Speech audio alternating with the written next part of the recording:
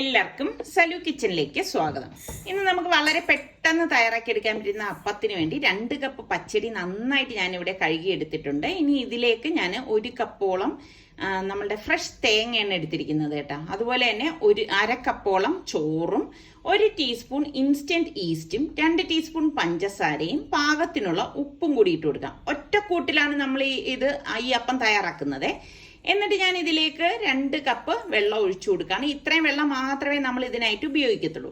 ഇനി ഇത് അടച്ചിട്ട് നമുക്കിത് മാറ്റി വെക്കാം. ഇതിപ്പോ രാത്രിയാണ് ഞാനിത് ഈ ഒറ്റക്കൂട്ട് തയ്യാറാക്കി വെച്ചിരിക്കുന്നത്. രാവിലെ നമുക്കിനി ഇത് റെഡിയാക്കുന്നത് എങ്ങനെയാണെന്ന് നോക്കാം. അപ്പൊ ഇത് അടച്ച് നമുക്ക് മാറ്റി വെക്കാം കേട്ടോ.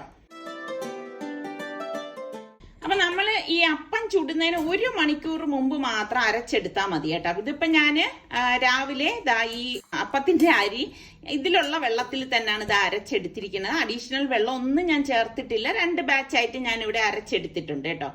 ഇതാണ് നമ്മൾക്ക് അറിയാലോ അപ്പത്തിന്റെ ഒരു കൺസിസ്റ്റൻസി. ഇനി ഇത് അടച്ച് നമുക്ക് 1 മണിക്കൂർ മാറ്റി വെക്കാം. നല്ല ചൂടുള്ള സമയമാണെങ്കിൽ അരമണിക്കൂർ കൊണ്ട് തന്നെ പൊങ്ങി കിട്ടും. കണ്ടോ എന്ത് പെട്ടെന്ന് മാവ് പൊങ്ങി വന്നൊന്ന് നോക്കിക്കേ. അപ്പൊ ഇത് നല്ല സോഫ്റ്റ് ആയിട്ടാണ് ഇരിക്കുന്നത്. ഈ മാവിന്റെ പരുവം കാണുമ്പോൾ തന്നെ അറിയാം അപ്പം എങ്ങനെ ഉണ്ടാവും എന്നുള്ളത്. അപ്പൊ ഇതാണ് നമ്മളുടെ അപ്പത്തിന്റെ കൂട്ടെന്ന് പറയുന്നത്. അപ്പൊ ചൂടോടെ അപ്പത്തിന്റെ ഒപ്പം കഴിക്കാൻ വേണ്ടി ഞാൻ ചമ്മന്തിക്കറിക്ക് വേണ്ടി 2 ടീസ്പൂണ് മുളക് പൊടി ഇതുപോലെ ഒന്ന് ചൂടാക്കി എടുക്കാന് ഞാനിവിടെ കാശ്മീരി ചില്ലി പൗഡറാണ് എടുത്തിരിക്കുന്നത്.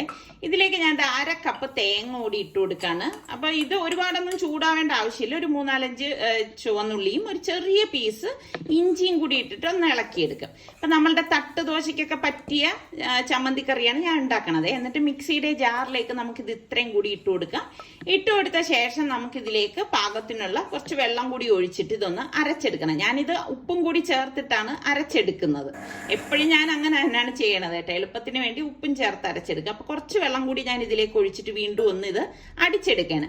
നല്ലതുപോലെ നമ്മളിത് അരച്ചെടുക്കണം. എന്നിട്ട് പാൻ ചൂടാക്കിയിട്ട് 2 ടീസ്പൂണോളം വെളിച്ചെണ്ണ ഒഴിച്ച് വെളിച്ചെണ്ണ ചൂടാവുമ്പോൾ 1 ടീസ്പൂൺ കടുകും 2 വറ്റൽമുളകും കൂടി ഇതുപോലെ ഒന്ന് കീറിയിട്ട് കൊടുക്കുക. ഇതോടൊപ്പം നമുക്ക് കുറച്ച് കറിവേപ്പിലയും കൂടി ചേർത്ത് ഒരു 3-4 ചുവന്നുള്ളിയും കൂടി അരിഞ്ഞതും ചേർത്തൊന്ന് മൂപ്പിച്ചു കൊടുക്കാം. ഇതൊന്ന് മൂത്ത് വരുമ്പോൾ ഗ്യാസ് ഓഫ് ചെയ്തിട്ട് നമുക്ക് ഈ അരച്ചിരിക്കുന്ന അരപ്പ് ഇതിലേക്ക് ഒഴിച്ചു കൊടുക്കാം. അപ്പൊ ഗ്യാസ് ഓഫ് ചെയ്തിട്ട് തന്നെ അരപ്പ് ഒഴിച്ചു കൊടുക്കണം. അരപ്പ് തിളയ്ക്കാൻ പാടില്ല കേട്ടാ. എന്നിട്ട് പാകത്തിനുള്ള വെള്ളം കൂടി ഒഴിച്ചു കൊടുത്ത ശേഷം നമുക്കിനി ഇത് ഗ്യാസ് ഓൺ ചെയ്യാം. ഓൺ ചെയ്യാന്ന് വെച്ചാൽ വളരെ ലോ ഫ്ലെയിമിൽ വെച്ച് ഇതൊന്ന് ചൂടാക്കി എടുക്കേ പാടുള്ളൂ, തിളയ്ക്കാൻ പാടില്ല. അപ്പൊ ഇരുമ്പ് ചട്ടി അടുപ്പത്ത് വെച്ച് ചൂടാകുമ്പോഴേക്കും ഞാൻ ബട്ടർ ഒന്ന് ഇതുപോലെ തേച്ചു കൊടുക്കാണ്. ബട്ടർ തേച്ച ശേഷം നമ്മൾ അപ്പത്തിന്റെ മാവ് കോരി ഒഴിച്ച് അപ്പം ചുടുമ്പം ഇരുമ്പ് ചട്ടിയിൽ നിന്ന് പെട്ടെന്ന് ഇളകി കിട്ടുന്നുണ്ട് കേട്ടോ. ഇതൊരു ടിപ്പാണേ. അപ്പൊ മാവ് കോരി ഒഴിച്ച ശേഷം നമുക്ക് ഇങ്ങനെ ഒന്ന് ചുറ്റിച്ചു കൊടുക്കാം. കണ്ട ഇത് കാണുമ്പോൾ തന്നെ അറിയാം അപ്പം എത്രത്തോളം പെർഫെക്റ്റ് ആയിരിക്കും എന്നുള്ളത്. ഇത് ഞാൻ 100% ഗ്യാരണ്ടി തരാണ്. നിങ്ങൾ ട്രൈ ചെയ്യാത്തവർ ഈ രീതിയിലൊന്ന് ട്രൈ ചെയ്ത് നോക്കേട്ടാ. ഒരുപാട് അപ്പത്തിന്റെ വെറൈറ്റി റെസിപ്പിയൊക്കെ ഞാൻ ഇട്ടിട്ടുണ്ടായിരുന്നു. അപ്പൊ മൂടി വെച്ചിട്ട് നമുക്കിത് റെഡിയാക്കി എടുക്കണം. കണ്ടോ എന്ത് പെട്ടെന്ന് അപ്പം ഇളകി വന്നു നോക്കിക്കേ. നല്ല സോഫ്റ്റ് ആയിട്ടുള്ള ഒരു അപ്പം തന്നെയാണ്. അപ്പൊ ബാക്കിയിരിക്കുന്നത് നമുക്കിതുപോലെ ബട്ടർ തേച്ച ശേഷം ഞാൻ മാവ് കോരി ഒഴിച്ച് ചുറ്റിച്ചെടുക്കുകയാണ് ചെയ്യണത്. അതുപോലെ തന്നെ നമ്മുടെ സലു സിമ്പിൾ റെസിപ്പീസിലാണെങ്കിൽ ഞാൻ ഒരുപാട് വെറൈറ്റി ആയിട്ടുള്ള ദോശയും മറ്റ് പലഹാരങ്ങളും ഒക്കെ ഇട്ടിട്ടുണ്ട്. അപ്പൊ കാണാത്തവരുണ്ടെങ്കിൽ നിങ്ങൾ സലു സിമ്പിൾ റെസിപ്പീസിൽ പോയിട്ട് കണ്ടു നോക്കിയിട്ട് ഇഷ്ടപ്പെടുകയാണെങ്കിൽ ഒന്ന് സബ്സ്ക്രൈബ് ചെയ്തേക്കണേ. അപ്പം ഒരുപാട് നല്ല റെസിപ്പിയൊക്കെ ഞാൻ അതിൽ പോസ്റ്റ് ചെയ്തിട്ടുണ്ട്. അപ്പൊ ഓരോ അപ്പവും ഞാൻ ഇതുപോലെ ചുട്ടെടുക്കാണ്. അപ്പൊ അപ്പവും ഈ ഒരു ചമ്മന്തിക്കറിയും നല്ല അടിപൊളി കോമ്പിനേഷൻ ആണ് കേട്ടോ. എത്ര പേർക്ക് ഈ ഒരു കോമ്പിനേഷൻ ഇഷ്ടമുള്ളവരുണ്ട്? ഇത് നല്ല നമ്മൾ ഈ തട്ടുദോശ കടകളിലൊക്കെ കിട്ടുന്ന അപ്പം ഇല്ലേ, ആ ഒരു അപ്പത്തിന്റെ ഒരു ടേസ്റ്റ് ഒക്കെ നമുക്ക് കിട്ടും കേട്ടോ. അപ്പൊ എന്തായാലും നിങ്ങളൊന്ന് ട്രൈ ചെയ്ത് നോക്കിയ ശേഷം മാത്രം എനിക്ക് ഫീഡ്ബാക്ക് തന്നാൽ മതി കേട്ടോ. ഈ ഒരു അപ്പത്തിൻ്റെ കൂടെ തന്നെ നമുക്ക് മുട്ടക്കറി, കടലക്കറി ഇതൊക്കെ കൂട്ടി കഴിക്കാവുന്നതാണ് കേട്ടോ. പിന്നെ ഇതാവുമ്പം വളരെ സിമ്പിൾ ആയിട്ട് ഞാൻ കാണിച്ചു തന്നതാണ് കേട്ടോ. അപ്പൊ ട്രൈ ചെയ്ത് നോക്കണേ.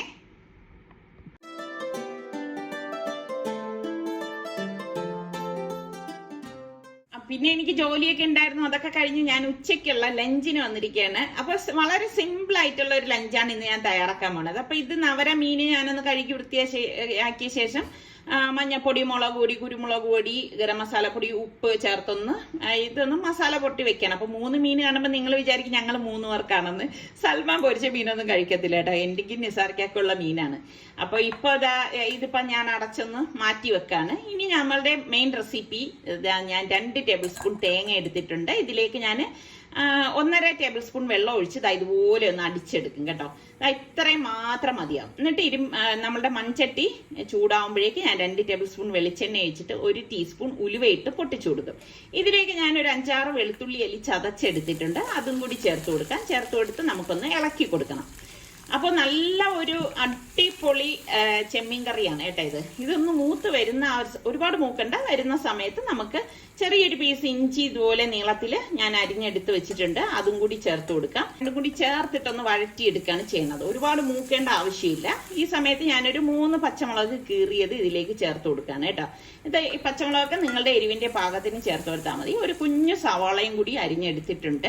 സവാളയ്ക്ക് വരാൻ കൊച്ചുള്ളി ആണെങ്കിൽ ഒരു 10 കൊച്ചുള്ളി എടുത്താലും മതിയാകും കേട്ടോ. എന്നിട്ട് നമുക്ക് കുറച്ച് കറിവേപ്പിലയും കൂടി ഇതിലേക്ക് ഇട്ട് കൊടുക്കാം. ഇട്ട് കൊടുത്ത ശേഷം എല്ലാം ചേർത്തിട്ടൊന്ന് വഴറ്റി കൊടുക്കണം.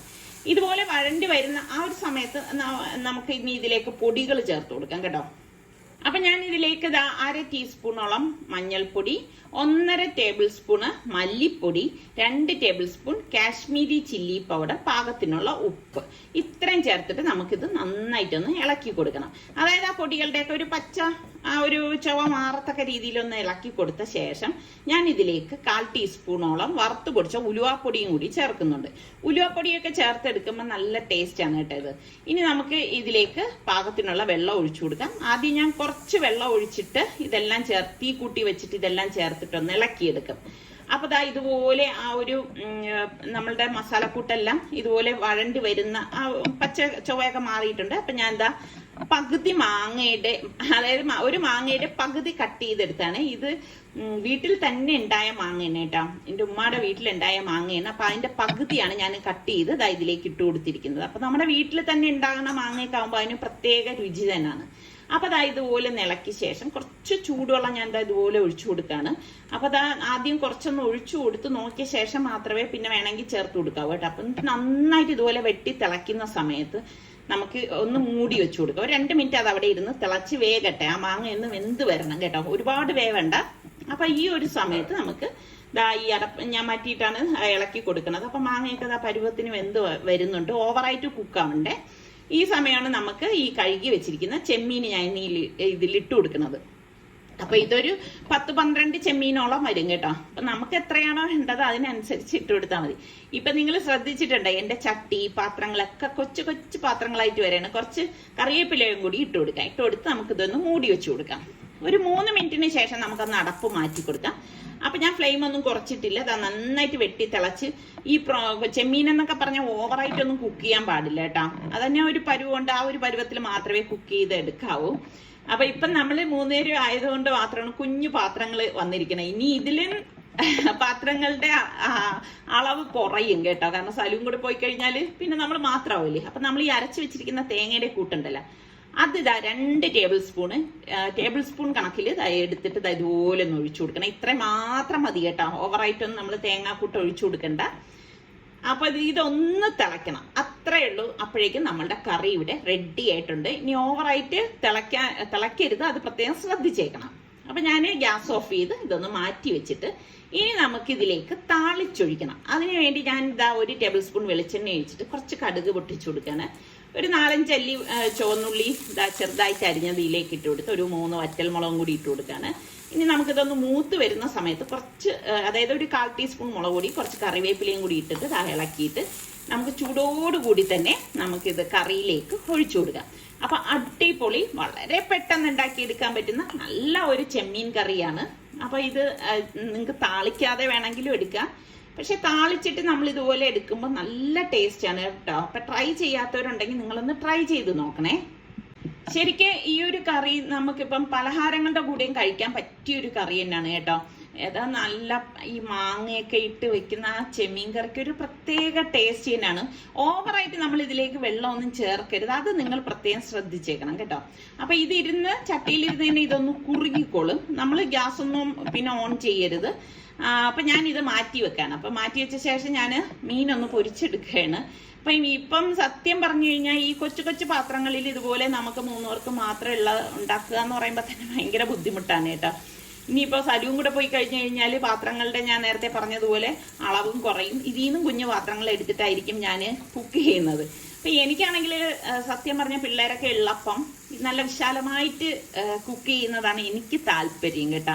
അല്ലാതെ നമ്മളിപ്പോ രണ്ടുപേർക്കൊക്കെ എത്ര കുക്ക് ചെയ്യുന്നു നിങ്ങളൊന്ന് ചിന്തിച്ചാൽ തന്നെ മനസ്സിലാവും. എപ്പോഴും നമ്മൾ ഈ കുറഞ്ഞ ക്വാണ്ടിറ്റി കുക്ക് ചെയ്യുന്നതിനേക്കാളും കുക്ക് ചെയ്യാൻ ഇഷ്ടമുള്ളവർക്കൊക്കെ ഇതുപോലെ കുറച്ച് ലാർജ് ക്വാണ്ടിറ്റി കുക്ക് ചെയ്യുന്നതിനോടായിരിക്കും താല്പര്യം. നിങ്ങളുടെയൊക്കെ അഭിപ്രായം എങ്ങനെയാണ്? എനിക്കങ്ങനെയാണ് കേട്ടോ.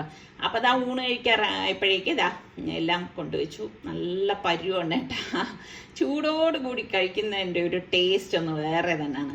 അപ്പൊ ഞാൻ ഇതാ നല്ല മാങ്ങയിട്ട ചെമ്മീൻ കറിയും, ഇത് രസം ഇന്നലെ വെച്ചതാണ് കേട്ടോ. അപ്പൊ ഇന്നലെ വെച്ച രസത്തിന് ഇന്നെടുക്കുമ്പോൾ കുറച്ചുകൂടി രസം, അതായത് നല്ല ടേസ്റ്റ് കൂടുതൽ തന്നെയാണ്. അപ്പം രസവും പിന്നെ നമ്മളുടെ മീൻ പൊരിച്ചതുമാണ് ഇന്നത്തെ നമ്മളുടെ ലഞ്ച് എന്ന് പറയുന്നത്. അടിപൊളിയാണ് ശരിക്കും. ഇത്രയൊക്കെ ഇതിന്റെ ആവശ്യമേ ഉള്ളൂ കേട്ടോ. നല്ല ടേസ്റ്റ് ആണ്. അപ്പൊ നിങ്ങൾ ചെമ്മീൻ കിട്ടുമ്പോൾ ഈ ഒരു രീതിയിലൊന്ന് ട്രൈ ചെയ്ത് നോക്കിയിട്ട് എനിക്ക് ഫീഡ്ബാക്ക് കൂടെ തരണം കേട്ടാ. അപ്പൊ ഇന്ന് വൈകുന്നേരം നമ്മളുടെ റിസ്വാൻ വരുന്നുണ്ട്.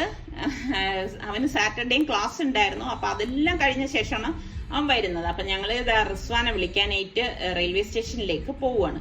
അപ്പൊ അവൻ വരുന്നതിന് മുൻപ് അവന് 7 മണിക്ക് ട്രെയിൻ ഇവിടെ എത്തും, പരശുറാമിലാണ് വരുന്നതെന്ന് പറഞ്ഞിട്ടുണ്ടായിരുന്നു. അപ്പൊ നമ്മള് ഇനിയിപ്പോ വൈകണ്ടല്ലോ എന്ന് കരുതിയിട്ട് ഞങ്ങൾ നേരത്തെ അങ്ങോട്ടേക്ക് പോവുകയാണ്. എന്നാൽ ഈ ട്രാഫിക് ഒക്കെ കഴിഞ്ഞ് അവിടെ എത്തുമ്പോൾ കറക്റ്റ് ടൈം തന്നെ ആവത്തുള്ളൂ കേട്ടോ. അപ്പൊ ഇതിനിടയിൽ റിസ്വാൻ വിളിച്ചിട്ടുണ്ട്, റെയിൽവേ ട്രെയിനിൽ നിന്ന് ഇറങ്ങി അങ്ങോട്ടേക്ക് വരുന്നു എന്ന് പറഞ്ഞു. അപ്പൊ കറക്റ്റ് ടൈം തന്നെ ആയിരുന്നു. ഞങ്ങൾ ഇവിടെ എത്തി. ദേ അങ്ങോട്ട് നോക്കിക്കേ, റിസ്വാൻ വരുന്നത് കണ്ടോ. റിസ്വാന്റെ ഒരു ഫ്രണ്ടും കൂടി ഉണ്ട് കേട്ടോ. ഇങ്ങനെ ഉണ്ടായിരുന്നു മോൻ അമ്പലമൊന്നുമില്ല താമസിക്കുന്നത്. നിങ്ങൾ ഒരു ക്ലാസ്സിലാ? അപ്പൊ ഇന്നത്തെ നമ്മളുടെ ബ്രേക്ക്ഫാസ്റ്റും ലഞ്ച് റെസിപ്പി നിങ്ങൾക്ക് എല്ലാവർക്കും ഇഷ്ടമായെന്ന് വിശ്വസിക്കുന്നു. പിന്നെ സബ്സ്ക്രൈബ് ചെയ്യാതെ കാണുന്ന ആരെങ്കിലും ഒക്കെ ഉണ്ടെങ്കിൽ നിങ്ങൾക്ക് നമ്മളുടെ ചാനൽ ഇഷ്ടപ്പെട്ടാൽ സബ്സ്ക്രൈബ് ചെയ്യാനും ആ ബെല്ലൈക്കൺ പ്രസ് ചെയ്യാനും ഒന്നും മറന്നു പോരുതേ. എങ്കിൽ മാത്രമേ നിങ്ങൾക്ക് നോട്ടിഫിക്കേഷൻ കിട്ടത്തുള്ളൂ. അപ്പൊ അടുത്ത നമുക്ക് നല്ല റെസിപ്പിയോ വ്ളോഗോ ആയിട്ടൊക്കെ കാണാം. അതുവരയ്ക്കും എല്ലാവർക്കും ബൈ.